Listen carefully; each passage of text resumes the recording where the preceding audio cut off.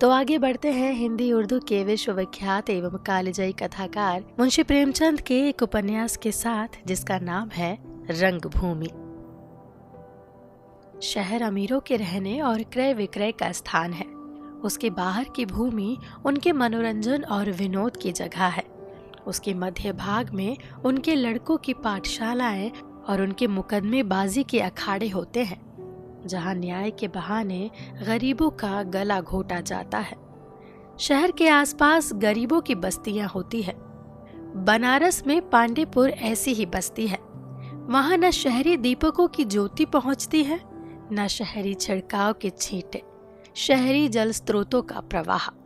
सड़क के किनारे छोटे छोटे बनियों और हलवाइयों की दुकानें हैं और उनके पीछे कई इक्के वाले गाड़ीवान, ग्वाले और मजदूर रहते हैं। 2-4 घर बिगड़े सफेद पोशों के भी हैं, जिन्हें उनकी हिनावस्था ने शहर से निर्वासित कर दिया है। इन्हीं में एक गरीब और अंधा चमार रहता है, जिसे लोग सूरदास कहते हैं। भारतवर्ष में अंधे आदमियों के लिए ना नाम की जरूरत होती है ना काम की। सूरदास उनका बना बनाया नाम है और भीख मांगना बना बनाया काम। उनके गुण और स्वभाव की जगत प्रसिद्धि है। गाने बजाने में विशेष रुचि, हृदय में विशेष अनुराग, अध्यात्म और भक्ति में विशेष प्रेम उनके स्वाभाविक लक्षण है। बाह्य दृष्टि बंद और अंतर्दृष्टि खुली हुई। सूरदास एक बहुत ही क्षीणकाय, दुर्बल और सरल व्यक्ति था। उसे देव ने कदाचित भीख मांगने ही के लिए बनाया था। वो नित्य प्रति लाठी टेकता हुआ पक्की सड़क पर आ बैठता और राहगीरों की जान की खैर मनाता। दाता, भगवान तुम्हारा कल्याण करे, यही उसकी टेक थी और इसी को वो बार बार दोहराता था। कदाचित वो इसे लोगों की दया प्रेरणा का मंत्र समझता था। पैदल चलने वालों को वो अपनी जगह पर बैठे बैठे दुआएं देता था, लेकिन जब कोई इक्का आ निकलता तो वो उसके पीछे दौड़ने लगता और बग्घियों के साथ तो उसके पैरों में पर लग जाते थे। किंतु हवा गाड़ियों को वो अपनी शुभेच्छाओं से परे समझता था। अनुभव ने उसे शिक्षा दी थी कि हवा गाड़ियां किसी की बातें नहीं सुनती। प्रातः काल से संध्या तक उसका समय शुभकामनाओं में ही कटता था। यहाँ तक कि माघ पूस की बदली और वायु तथा जेठ वैशाख की लू लपट में भी उससे नागा ना होता था। कार्तिक का महीना था। वायु में सुखद शीतलता आ गई थी। संध्या हो चुकी थी। सूरदास अपनी जगह पर मूर्तिवत बैठा हुआ किसी इक्के या बग्घी के आशाप्रद शब्द पर कान लगाए था। सड़क के दोनों ओर पेड़ लगे हुए थे। गाड़ीवानों ने उनके नीचे गाड़ियां ढील दी। उनके पछाई बैल टाट के टुकड़ों पर खाली और भूसा खाने लगे। गाड़ीवानों ने भी उपले जला दिए। कोई चादर पर आटा गूंदता तो कोई गोल गोल बाटियां बनाकर उपलों पर सेंकता था। किसी को बर्तनों की जरूरत ना थी। सालन के लिए घोइये का भुर्ता काफी था और इस दरिद्रता पर भी उन्हें कुछ चिंता नहीं थी। बैठे बाटियां सेकते और गाते थे। बैलों के गले में बंधी हुई घंटियां मंजीरों का काम कर रही थी। गणेश गाड़ीवान ने सूरदास से पूछा, क्यों भगत, ब्याह करोगे? सूरदास ने गर्दन हिलाकर कहा, कहीं है डॉल? गणेश ने कहा, हाँ है, क्यों नहीं। एक गांव में एक सुरिया है, तुम्हारी ही जात बिरादरी की है। कहो तो बातचीत पक्की करूं। तुम्हारी बारात में 2 दिन मजे से बाटियां लगे। सूरदास, कोई जगह बताओ जहां धन मिले और इस भिखमंगी से पीछा छूटे। अभी अपने ही पेट की चिंता है, तब एक अंधी की और चिंता हो जाएगी। ऐसी बेड़ी पैर में नहीं डालता। बेड़ी ही हो तो सोने की तो हो। गणेश, लाख रुपए की महेरिया ना पा जाओगे? रात को तुम्हारे पैर दबाएगी, सिर में तेल डालेगी तो एक बार फिर जवान हो जाओगे। ये हड्डियां ना दिखाई देगी फिर तो रोटियों का सहारा भी जाता रहेगा। ये हड्डियां देखकर ही तो लोगों को दया आ जाती है। मोटे आदमियों को भीख कौन देता है, उल्टे और ताने मिलते हैं। गणेश, हाजी नहीं, वो तुम्हारी सेवा भी करेगी और तुम्हें भोजन भी देगी। बेचन साहब के यहाँ तेलहना झाड़ेगी तो 4 आने रोज पाएगी। सूरदास, तब तो और भी दुर्गति होगी। घर वाली की कमाई खाकर किसी को मुंह दिखाने लायक भी ना रहूंगा। सहसा एक फिटन आती हुई सुनाई दी। सूरदास लाठी देखकर उठ खड़ा हुआ। यही उसकी कमाई का समय था।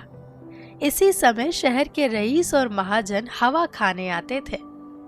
फिटन जैसे ही सामने आई, सूरदास उसके पीछे दाता भगवान तुम्हारा कल्याण करे कहता हुआ दौड़ा।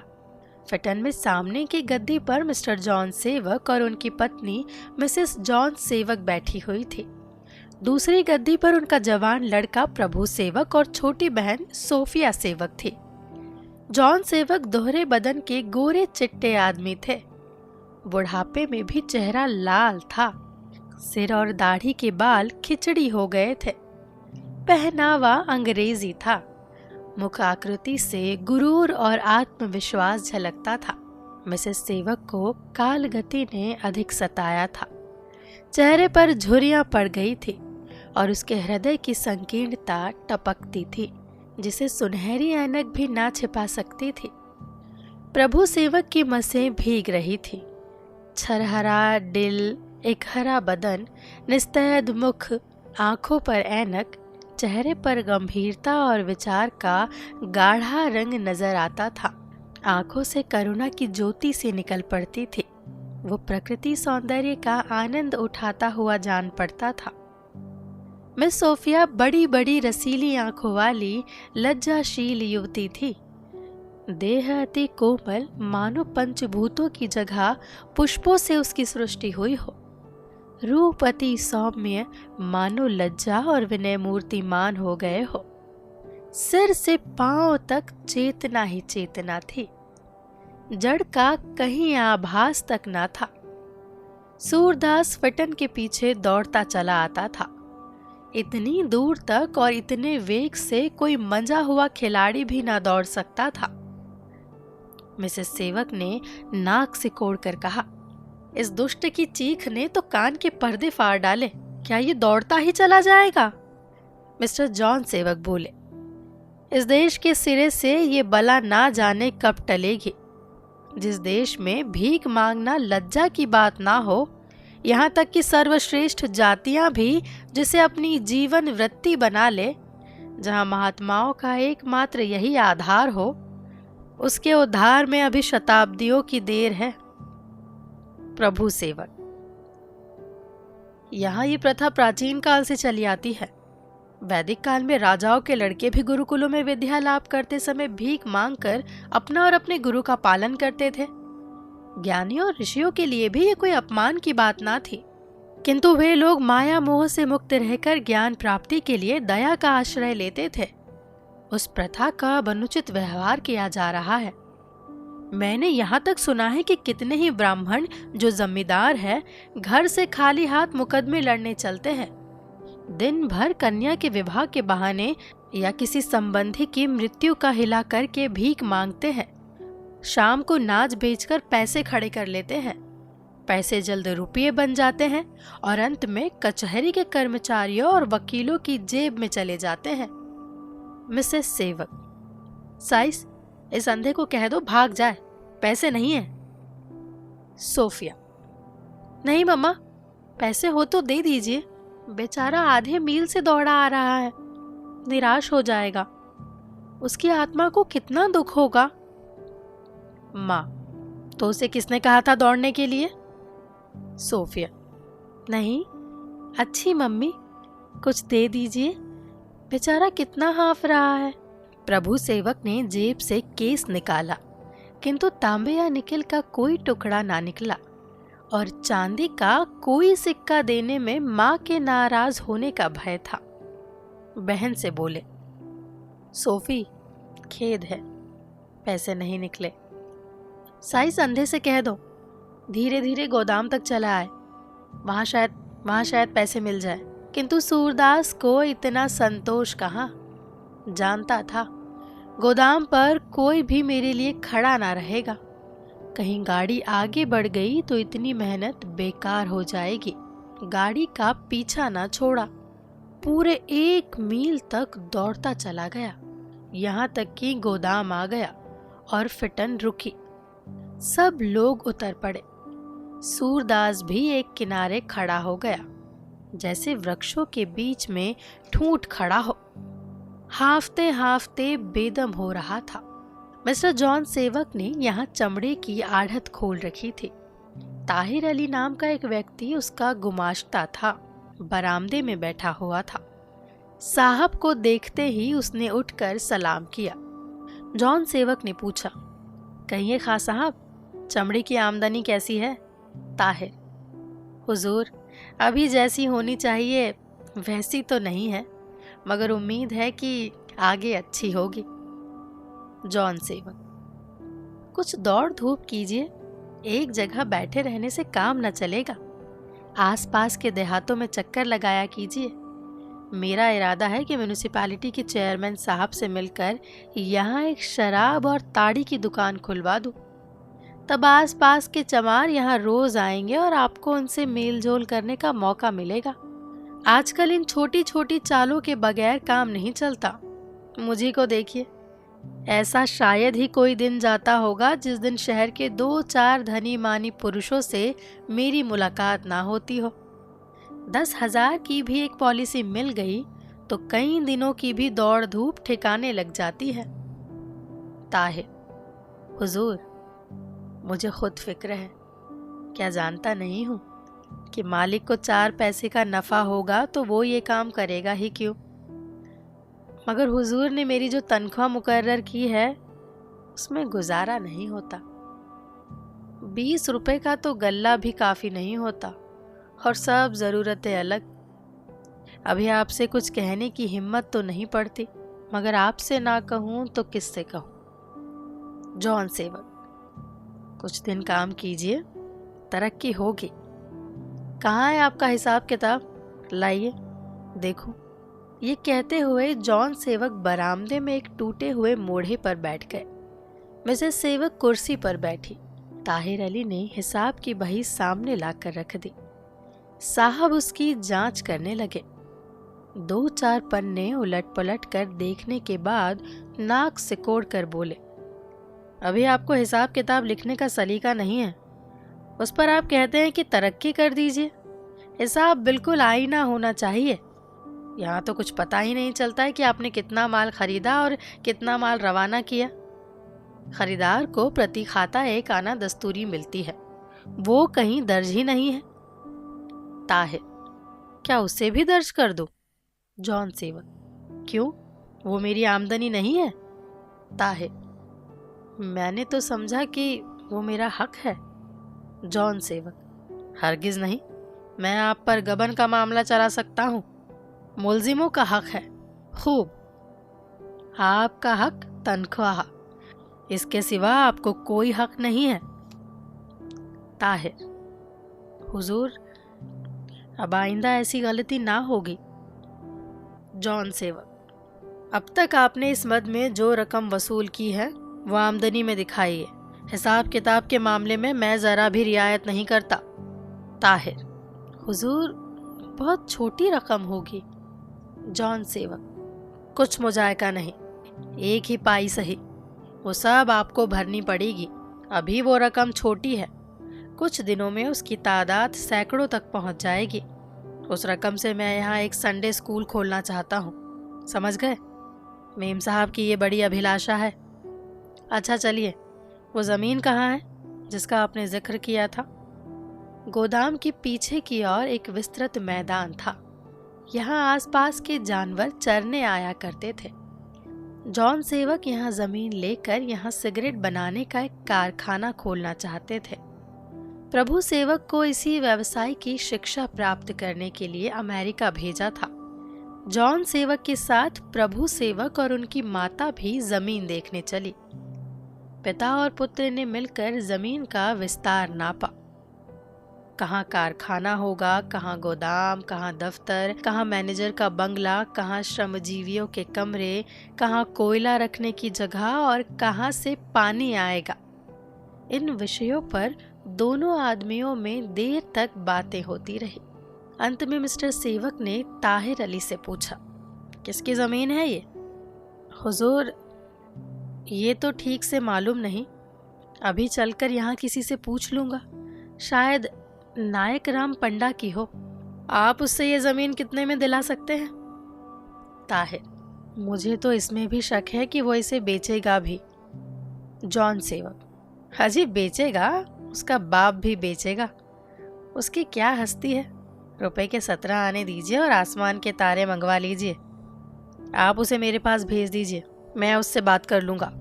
प्रभु सेवक, मुझे तो भय है कि यहाँ कच्चा माल मिलने में कठिनाई होगी। इधर लोग तंबाकू की खेती कम करते हैं। जॉन सेवक, कच्चा माल पैदा करना तुम्हारा काम होगा। किसान को ऊख या जौ, गेहूं से कोई प्रेम नहीं होता। वो जिस जीन्स के पैदा करने में अपना लाभ देखेगा वही पैदा करेगा, इसकी कोई चिंता नहीं है। हाँ साहब, आप उस पंडे को मेरे पास कल जरूर भेज दीजिएगा। ताहिर, बहुत खूब, मैं उसे कह दूंगा। जॉन सेवक, कहूँगा नहीं, उसे भेज दीजिएगा। अगर आपसे इतना भी ना हो सका तो मैं समझूंगा आपको सौदा पटाने का जरा भी ज्ञान नहीं। मिसेस सेवक, तुम्हें इस जगह पर कोई अनुभवी आदमी रखना चाहिए था। जॉन सेवक, नहीं नहीं, मैं अनुभवी आदमियों से डरता हूँ। वे अपने अनुभव से अपना फायदा सोचते हैं, तुम्हें फायदा नहीं पहुंचाते। मैं ऐसे आदमियों से कोसों दूर रहता हूँ। ये बातें करते हुए तीनों आदमी फिटन के पास गए। पीछे पीछे ताहिर अली भी थे। यहाँ सोफिया खड़ी सूरदास से बातें कर रही थी। प्रभु सेवक को देखते ही बोली, प्रभु, ये अंधा तो कोई ज्ञानी पुरुष जान पड़ता है, पूरा फिलोसोफर है। मिसेस सेवक, तू जहां जाती है वहीं तुझे कोई ना कोई ज्ञानी आदमी मिल जाता है। क्या रे अंधे, तू भी क्यों मांगता है? कोई काम क्यों नहीं करता? सोफिया, ममा, ये अंधा निरा गंवार नहीं है। सूरदास को सोफिया से सम्मान पाने के बाद ये अपमानपूर्ण शब्द बहुत बुरे मालूम हुए। अपना आदर करने वाले के सामने अपना अपमान कई गुना असह्य हो जाता है। सिर उठाकर बोला, भगवान ने जन्म दिया है, भगवान की चाकरी करता हूँ, किसी दूसरे की ताबेदारी नहीं हो सकती। मिसेस सेवक, तेरे भगवान ने तुझे अंधा क्यों बना दिया? इसलिए कि तू भीख मांग सके? तेरा भगवान बड़ा ही अन्यायी है। सोफिया, ममा, आप इसका अनादर क्यों कर रही है? मुझे शर्म आती है। सूरदास, भगवान अन्यायी नहीं है, मेरे पूर्व जन्म की कमाई ही ऐसी थी। जैसे कर्म किए हैं वैसे फल भोग रहा हूं। ये सब भगवान की लीला है।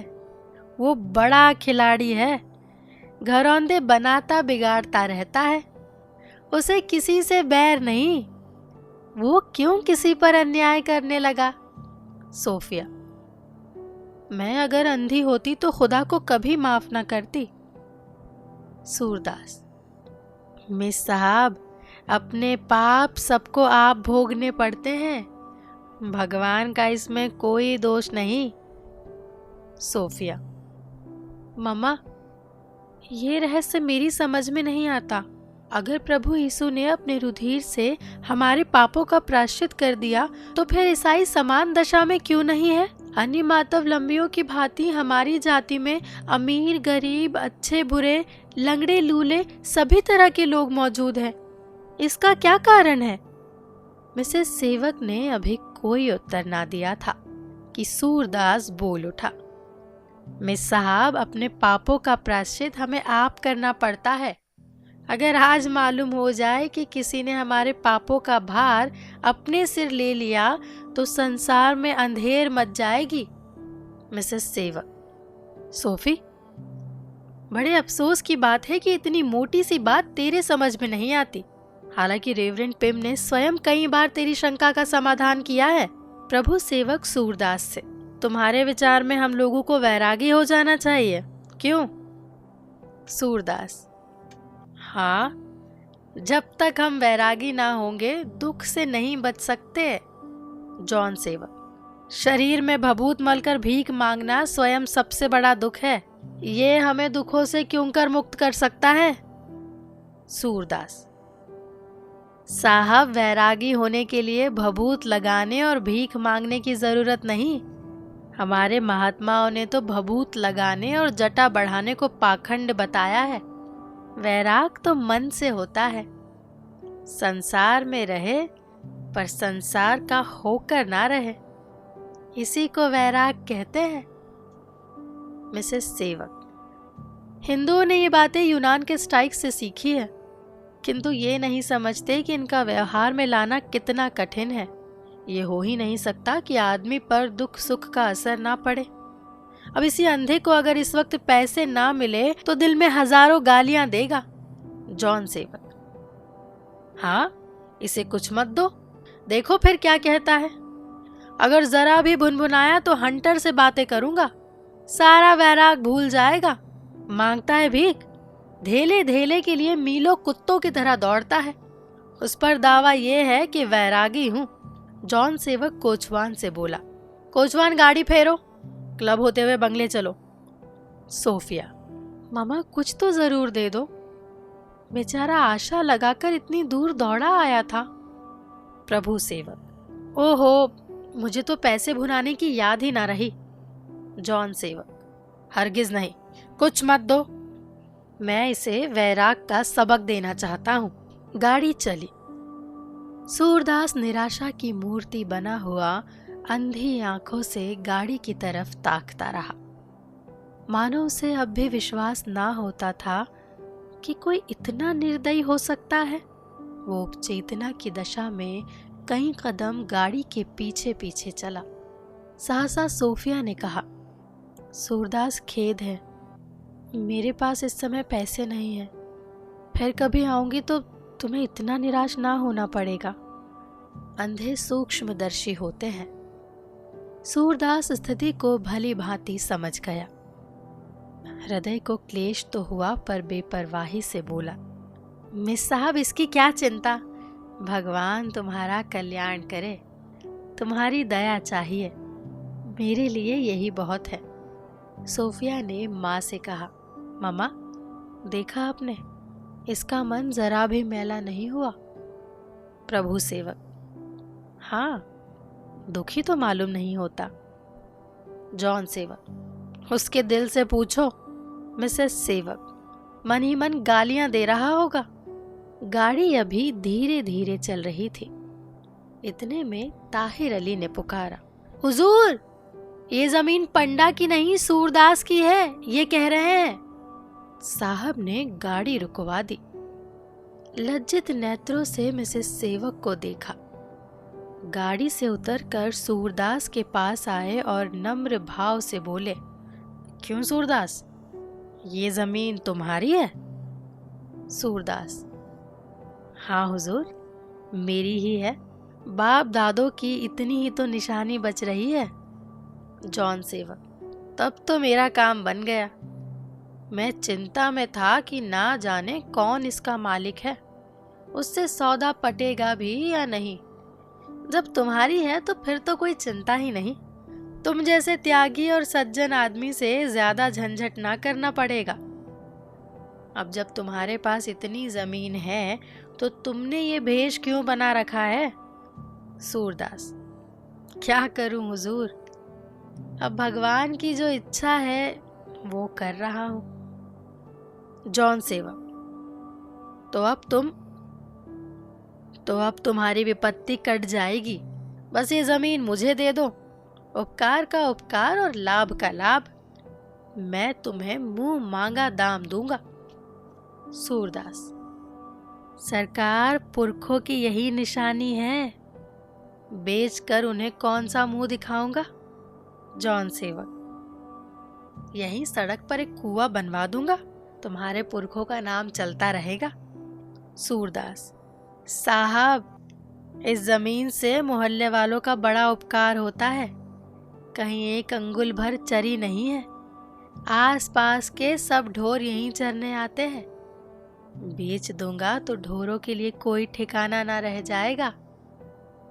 जॉन सेवक: कितने रुपए साल चराई के पाते हो? सूरदास: कुछ नहीं, मुझे भगवान खाने भर को यूं ही दे देते हैं, तो किसी से चराई क्यों लूं? किसी का और कुछ उपकार नहीं कर सकता तो इतना ही सही। जॉन सेवक बड़े ही आश्चर्य से: तुमने इतनी जमीन यूं ही चराई के लिए छोड़ रखी है? सोफिया सत्य कहती थी कि तुम त्याग की मूर्ति हो। मैंने बड़ों बड़ों में इतना त्याग नहीं देखा। तुम धन्य हो। लेकिन जब पशुओं पर इतनी दया करते हो तो मनुष्यों को कैसे निराश करोगे? मैं ये जमीन लिए बिना तुम्हारा गला ना छोड़ूंगा।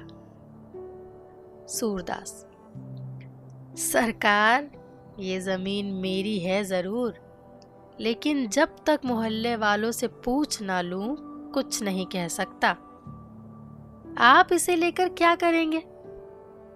जॉन सेवक: यहाँ एक कारखाना खोलूंगा जिससे देश और जाति की उन्नति होगी, गरीबों का उपकार होगा, हजारों आदमियों की रोटियां चलेंगी।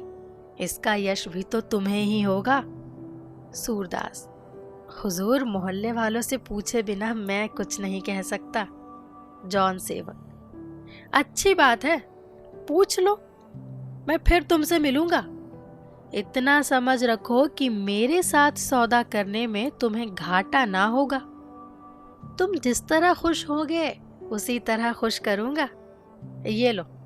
जॉन सेवक जेब से 5 रुपए निकालकर सूरदास को देता है।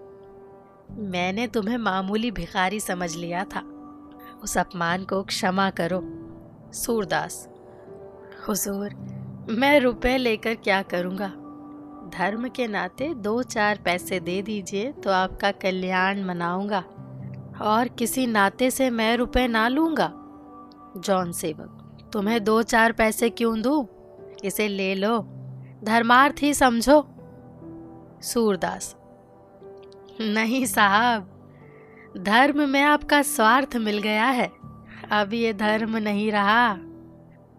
जॉन सेवक ने बहुत आग्रह किया, किंतु सूरदास ने रुपए नहीं लिए। तब वो हार कर गाड़ी पर जा बैठे। मिसेस सेवक ने पूछा, क्या बात हुई? जॉन सेवक: है तो भिखारी, पर बड़ा घमंडी है। 5 रुपए देता था, ना लिए। मिसेस सेवक: है कुछ आशा? जॉन सेवक: जितना आसान समझता था उतना आसान नहीं है। गाड़ी तेज हो गई।